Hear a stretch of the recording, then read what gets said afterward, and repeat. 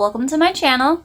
My name's Evil Kitten, and today, in honor of there being a Scream 7 coming out soon, well, next year, I wanted to rate my top 5 kills out of the whole 6 Scream movies. This is just my ranking. I thought it would be fun to go through my favorite top kills. If you agree with any of these, let me know in the comments. If you like this video, like it. And if you want to see more of this stuff, subscribe. Also, before I get into the top 5 kill reveal, there are spoilers. If you haven't watched Scream, I recommend you go watch it. It's on HBO Max, or now I think it's called Max. I believe all 6 of them are on there. So I would go and watch them before watching this video. But, I mean, Scream's out there, so I'm sure you probably know who's dead and who's alive and all that. But if you haven't, go watch the movies first. And if you have, just go watch the movies anyways, because they're amazing. They're cheesy. They're predictable. And I love them. Coming in at number 5 was Annika from Scream 6. She wasn't a main character. She's kind of just like a side character. You really didn't feel for her too much. But her death scene was intense. That ladder, when they crawl from window to window, because it was probably one of the coolest, like, out of all the Scream kills, like, out of them all. Coming in at number 4 was Randy from Scream 1 and 2 and a little cameo scene in Scream 3. I loved Randy. Randy was my favorite character out of all this. Him and Dewey. I love him and Dewey. And obviously Gale. Gale was badass. When he died, I was very heartbroken. I watched these whenever I was like little.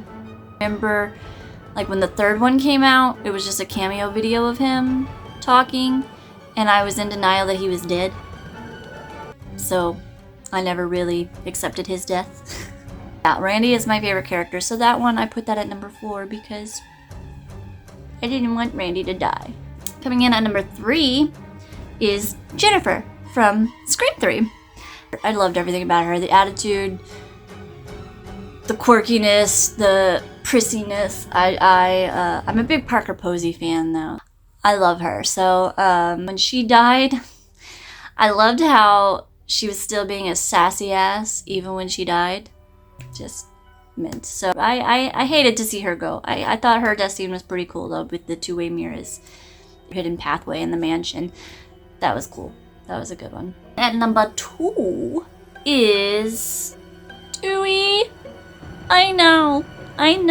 It was badass though because of the gore. Like it was like straight up gore. And you know, he was the only one that was like, alright, I'm done with this whole movie franchise. You gotta kill me off. You gotta get rid of me now.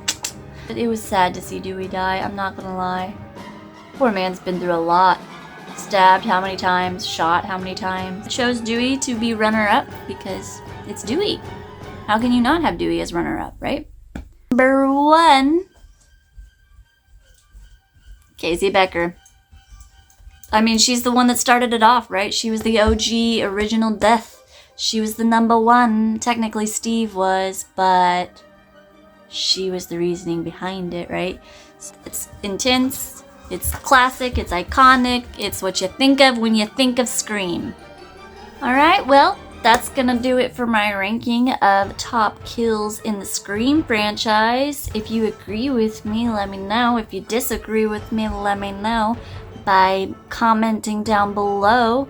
If you liked this video, then give it a like. If you want to see more, subscribe. Other than that, see you later, little demons.